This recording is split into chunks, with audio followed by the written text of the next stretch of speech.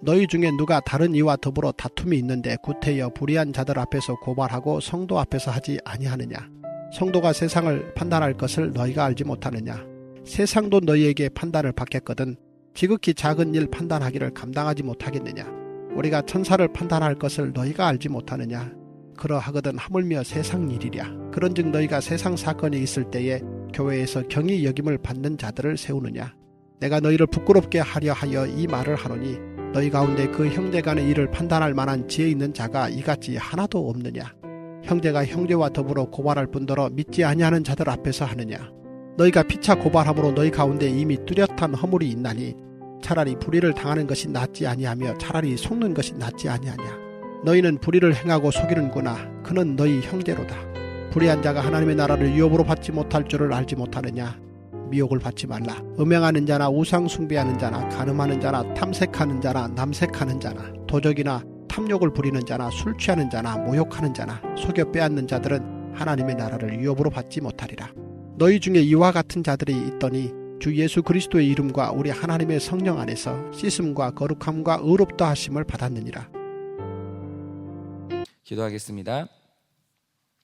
하나님, 또 주님께서 허락하시는 한 주가 시작되었습니다.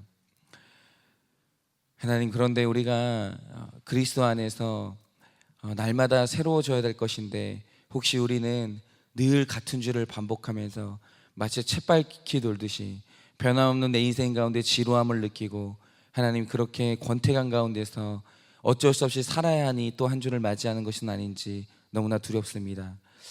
하나님, 이 시간에 말씀으로 새로워지기를 원합니다. 말씀으로 날마다 내 인생의 목표가 달라지고 말씀으로 날마다 내 삶의 방향이 달라져 내게 오는 한 주가 다시 한번 새로움으로 다가오는 놀라운 역사가 일어나길 원하오니 하나님, 오늘도 우리에게 새로운 말씀을 허락하여 주시고 새로운 인생의 목적과 방향을 허락하여 주시옵소서. 주님, 오늘 우리의 삶 가운데 주님께서 주시는 말씀을 듣고자 합니다. 이 말씀이 우리 삶 가운데 새로운 표대가 될 수 있도록 주님께서 오늘도 우리에게 말씀하여 주시옵소서. 믿사오며 살아계신 예수님 이름 받들어 기도드립니다. 아멘. 여러분이 말씀을 보시면서 오늘 말씀이 단순히 성도 간의 고소고발을 말리는 이 사도 바울의 책망이라고 생각하실 수 있는데, 사실 제가 이 본문을 보면서 이 감탄을 금하지 못한 이유가 뭐냐면 이 짧은 본문 안에는 사도 바울의 신학이 다 녹아 있습니다. 그러니까 여기에 이제 녹아 있는 이 사도 바울의 신학이라고 하면 여기에 이제 성령론이 있고 교회론이 있고 종말론이 전부 녹아 있는 거예요.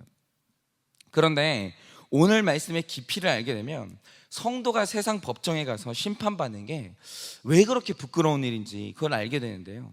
자, 오늘 말씀을 풀려면 먼저 이야기해야 되는 겁니다. 고린도전서를 보면 사도 바울이요, 세상 문제에 대해서, 세상 사람들이 가지고 있는 문제에 대해서 한탄하거나 책망하지 않습니다. 고린도전서는 타깃이 정확한데 이 말씀은 교회 안에서, 교회라는 장소 안에서 일어나는 문제와 성도의 삶에서 짓게 되는 죄의 문제를 지적하고 그 문제와 싸우고 있는 거예요. 그런데 사도 바울이 교회의 성도가 세상과는 달라야 한다, 성도는 거룩하고 정결하게 살아야 된다, 그렇지 못하는 것은 굉장히 수치스러운 일이고 부끄러운 일이다 라고 말할 때 여러분, 그 근거가 뭡니까? 그 근거가 중요한 거거든요. 왜 성도가 달라야 합니까? 왜 성도는 그러면 안 됩니까? 왜 성도는 세상 사람과 같은 행동을 하면 수치스러운 겁니까? 여러분, 우리가 절대로 잊지 말아야 될 게 교회의 힘은 슬로건이 아니에요. 여러분, 보통 후진적인 사회일수록 슬로건이 많습니다. 왜? 지금은 우리 사회가 별로 슬로건이 없잖아요. 근데 어렸을 때 우리만 해도 잘 키운 한 자녀, 10 자녀 안 부럽다, 이런 식으로 굉장히 슬로건이 난무했잖아요. 이런 식으로 후진적인 사회일수록 슬로건이 많아요. 여러분, 그러나 성숙한 사회, 선진적인 사회는 슬로건이 많지 않습니다. 여러분, 진리의 힘은 슬로건이 아니라 마음을 움직이는 강력한 힘이요, 내가 그렇게 살아야 될 정확하고 확실한 근거예요. 여러분, 그리스도인이라는 것은 내가 왜 그렇게 살아야 하는지 정확한 근거가 있는 사람들이에요. 슬로건이 아니라는 말입니다. 그러면 사도 바울이 고린도 교회 성도들에게 죄를 끊어라, 그리고 당장 그 삶을 바꿔라. 그리고 믿지 않는 자들과 다른 삶을 살아라 라고 할 때 여러분 그 근거가 있다라는 것입니다. 바로 그게 사도 바울의 종말론이에요. 여러분 기독교라는 종교의 역사관은요, 역사가 끝없이 반복되는 윤회 사관이 아니에요. 여러분 기독교의 사관은 하나님이 정하신 목적을 향해서 일직선으로 뻗어나가는 구조이고, 구속사의 목적이 완전히 달성되는 그날이 되면 예정하신 역사가 끝나고 여러분과 저는 영원이라는 하나님의 시간 안으로 들어가게 돼요. 그런데 역사가 끝나고 우리가 영원히 산다, 영원이라는 시간 안으로 들어갈 때 여러분 그 시간 안에서는 굉장히 신비한 일들이 많이 일어나요. 뭐 우리가 지금 다 열거할 수는 없는데, 종말의 날에 우리가 영원이라는 시간 안으로 들어가게 되면 들어가는 일들 중에 당연 압권이고 가장 장엄한 사건이 뭐냐라고 하면 여러분 그게 바로 부활이에요. 저는 가끔 혼자 앉아서 이 부활을 상상할 때가 있거든요. 그러면 상상만 해도 이 부활이라는 사건이 굉장히 소름 끼치는 게, 하나님께서 성경의 표현에 의하면 그렇습니다. 나팔 소리와 함께 하늘을 가르시고 그날에 이 땅 가운데 좌정을 하십니다. 모든 것을 끝내고 모든 것을 다시 시작하기 위해서 재림하시는 거예요. 그러면 가장 먼저 찾으시는 게 뭐냐면 무덤 안에 있던 자기 백성들을 소집하기 시작하십니다. 그 나팔 소리는 아마 생명으로 부르는 하나님의 외침이겠죠. 무덤 안에 잠자고 있던 자기의 성도들, 자기 백성들을 다 소집하세요. 그러면 성도의 육체를 삼키고 있던 모든 무덤의 문이 열리면서 일시에 전 세계 성도가 이전의 몸은 간데없고 완전한 몸으로 무덤을 뚫고 일어나게 됩니다. 그런데 사도 바울이 말하는 바, 그게 정말 우리가 알 수 없는 미래에 일어나는 사건이고, 우리는 종말과 단절된 시간을 살고 있냐라고 하면 그게 아니라는 거예요. 그게 먼 미래의 일이냐? 그것도 아니고, 그건 이제 그 시대의 일이고, 우리는 지금 그 시간과 상관없는 삶을 살고 있냐라고 하면 그게 아니라는 거예요. 여러분 지금 종말에 일어나는 수많은 사건들 있죠. 우리가 부활하고 영화롭게 변하고 하늘로 들려 올라가는 수많은 사건이 있을 때 그걸 가능하게 하는 영이 누구냐라고 하면 그게 바로 성령이에요. 마지막 날에 성령이 그 모든 변화를 일으키시는 분이에요. 그래서 성령은 생명의 영이시고 말세의 영이신데, 그런데 마지막 날 우리에게 새 생명을 주시는 성령님이, 그 말세의 영이 지금 어디에 계십니까? 지금 하늘에 계시고 마지막 날 우리에게 오십니까? 그게 아니죠. 지금 오늘 사도 바울이 고린도 전서를 말하면서 내내 강조하는 게 뭐냐면, 지금 그 말세의 영, 우리를 부활하게 하시는 성령님이 지금 너희 몸을 성전 삼아 너와 지금 함께하고 있다는 거예요. 여러분 이 말 뜻이 뭡니까? 이미 종말은, 이미 부활은, 이미 영화는 우리 안에 이미 들어와 있다라는 거예요. 그 모든 것을 일으키시는 능력의 성령님이 우리 안에 있다라는 거예요.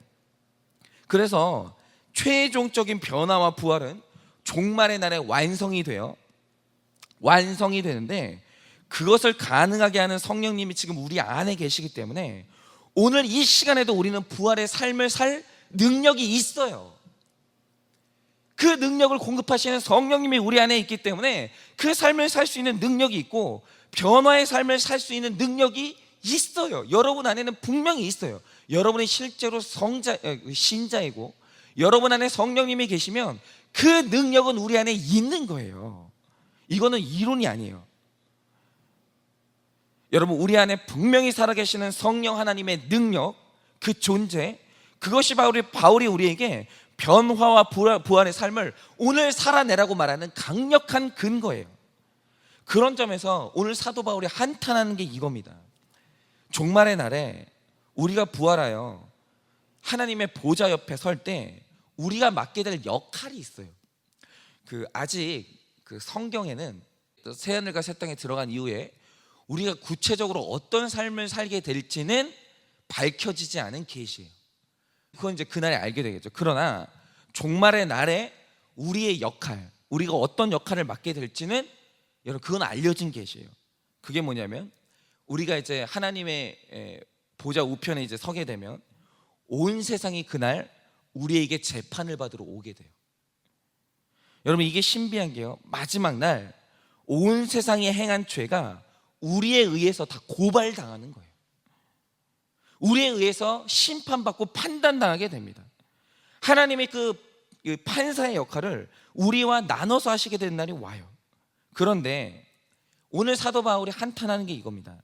미래에 열국을 심판하게 될 너희가, 나와 함께 세상의 죄를 고발하게 될 너희가 지금 교회 안에 다툼의 문제, 돈의 문제, 감정의 문제 하나도 해결하지 못해서 앞으로 너희가 심판할 세상에게 오늘 교회의 문제를 심판해달라고 가는 게 성도가 그게 말이 되냐라는 거예요.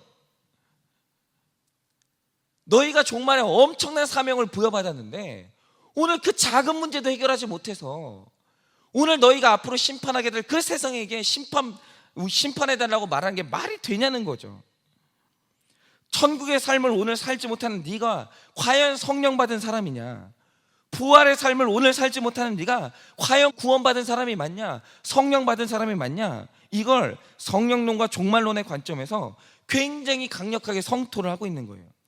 제가 이 힘을 예전에 봤던 게, 제가 이제 지난 교회에서 어떤 사건을 봤냐, 제가 말씀드렸는지 모르겠는데 어떤 성도님이 옷가게를 했어요. 옷가게를 했는데 그분이 속한 이 소그룹에 이 삶이 굉장히 어려워진 이 지체가 온 거예요. 그러니까 이 옷가게를 하신 집사님이 너무 이제 좋은 마음에 그분을 자기 옷가게로 고용을 해서 월급을 주면서 같이 일을 했죠. 근데 여기서 이제 어떤 일이 일어났냐, 옷가게에서 그 일했던 그 어려웠던 집사님이죠. 그 집사님이 일하는 법을 배운 거예요. 옷을 어디서 떼오고 뭐 어떤 식으로 팔고 이런 식으로 일하는 법을 배워서 이제 가게를 하나 세웠는데, 어디에 세웠냐, 자기를 이제 고용해준 그 옷가게 있죠, 옷가게 바로 옆집에 똑같은 옷가게를 차린 거예요. 그러니까 이거 겉으로만 보면 그분을 도와줬던 옷가게 집사님이 뒤통수 제대로 맞는 배신을 당한 거죠.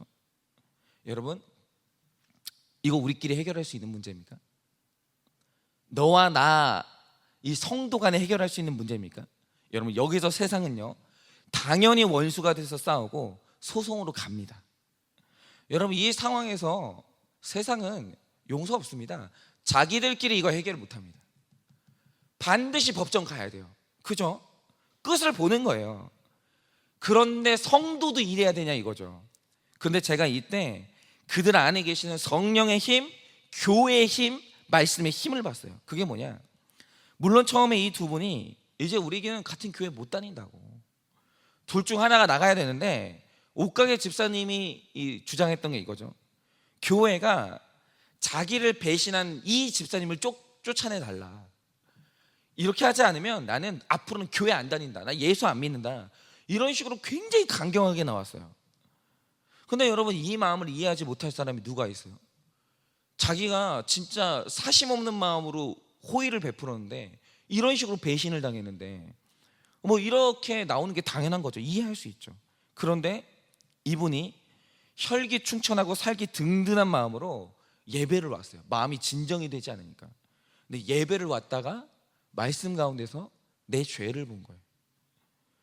그래서 이분이 어느 날 주일 대예배 시간에 간증을 통해서 배신당한 분이 자기 죄를 고백하고 대예배 시간에 용서를 했어요. 그분도 이 교회를 다니고 나도 이분과 같이 신앙생활 하면서 이 교회를 떠나지 않겠다, 용서하겠다, 이렇게 용서를 했어요. 그러자 어떤 일이 일어났냐, 배신한 집사님이 그 다음 주에 간증을 했어요. 대예배 시간에 나와서 자기가 왜 그렇게 하게 됐는지 그간의 사정을 쫙 얘기하고 진심으로 사과하고 용서를 구했어요.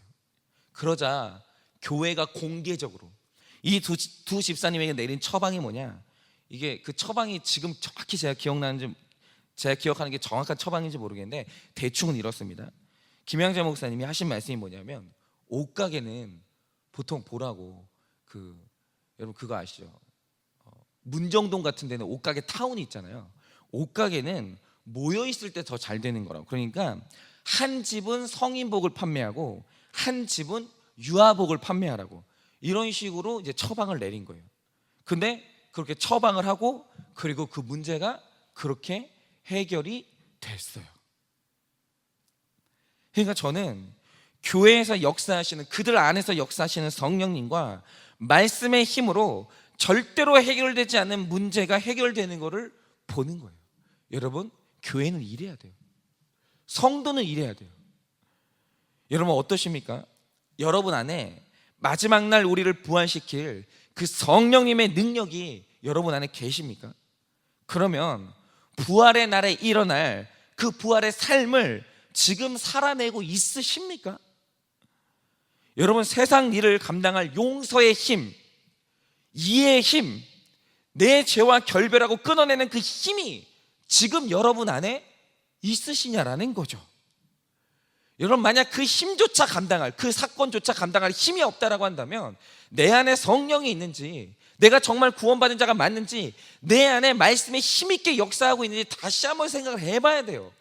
여러분, 성도가, 여러분 죽음의 권세를 이기는 그 성도가, 그 힘이 내 안에 있는 성도가 이 세상의 작은 감정의 힘도, 감정의 문제도 감당하지 못하는 게 말이 되냐라는 거죠. 여러분, 성도에게는 이 세상 일을 감당할 근거가 있는 거예요.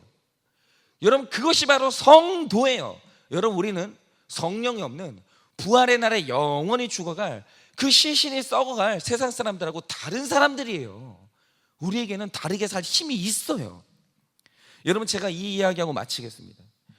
커스틴이라는 사람이 벨기에 왕가의 흥망성쇠를 내는 이 세 명의 에드워드라는 책을 썼는데, 이 책에 굉장히 재미있는 역사 이야기가 나와요. 이 벨기에 왕가에 보면 이 크락소스라는 별명을 가진 이 두크 레이놀드라는 왕자가 있었어요. 여기서 이 크락소스라는 이 뜻이 뚱보라는 뜻인데, 이 사람이 실제로 굉장히 뚱뚱했습니다. 그런데 이제 이 사람이 그 집의 장남이어서 왕위를 물려받을 예정이었는데 아버지가 돌아가셨어요.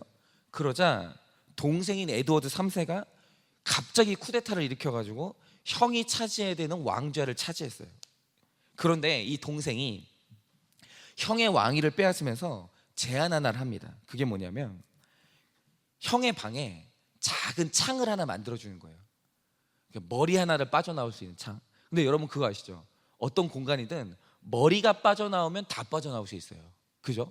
근데 머리가 빠져나올 수 있는 작은 창을 만들어주고, 형이 이 창을 통해서 밖을 나올 수 있다면 그 탈출을 내가 허락하고 왕위를 돌려주겠다라고 제의를 한 거예요. 그런데 그러니까 형이 살을 빼고 나오면 왕위를 돌려주겠지만, 자기 몸 하나 다스리지 못하고 절제하지 못하는 사람에게 나는 왕위를 줄 수 없다라고 그렇게 선언을 한 거예요. 그리고 나서 한 게 뭐냐? 하루 3끼를 그 방 안에 최고의 음식을 넣어주기 시작해요. 근데 이 형이 처음에는 살을 빼서 창밖을 이제 나간 후에 내가 왕으로서 내 권리를 찾겠다 다짐을 해요. 그래가지고 처음에 이제 들어오는 음식을 거부하기 시작해요. 그런데 시간이 지나면서 음식 냄새가 너무 좋은 거예요. 그리고 이 사람이 이게 식탐이 있었거든요. 그러니까 처음에는 왕위를 되찾겠다는 이 의욕 때문에 의욕이 활활 타올랐는데 음식을 보니까 못 찾겠는 거예요. 그래서 음식을 먹게 됐어요. 그러다가 그 음식이 너무 맛있으니까 분노와 의지가 사그라들면서, 그래, 뭐 이런 음식 먹으면서 편하게 사는 것도 나쁘지 않지, 그러면서 그 감옥에 눌러 앉아요. 근데 결국에는 그 후에 동생이 전장에 나갔다가 죽으면서 이 형이 합법적으로 감옥을 나오게 됐는데, 문제는 뭐냐면 그때는 이미 비만이 너무 심해져가지고 감옥에서 나온 지 1년 만에 죽었어요. 여러분, 이게 실제로 있었던 일이에요. 그럼 제가 하나 여쭤볼게요. 이 형이 신분이 왕이에요. 그리고 마음만 먹으면 왕직을 행할 수 있었어요. 그런데 그 창살 하나 넘지 못해가지고 그 꿈을 이루지 못했어요. 그러면 하나 여쭤볼게요. 이 이야기를 들어보시면 형이 왕으로 살지 못하게 만들었던 그 창살이 바깥에 있었을까요? 아니면 자기 마음 안에 있었을까요? 여러분, 그 형을 맡고 있었던 창살은 자기 식욕 하나 이기지 못한 마음의 창살이었던 거예요. 이 밖에 있는 창살이 그를 막은 게 아니에요.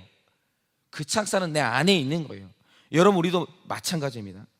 우리 안에 이미 성령님이 계시고 우리의 신부는 이미 이 땅을 잠시 사는 천국의 백성이에요.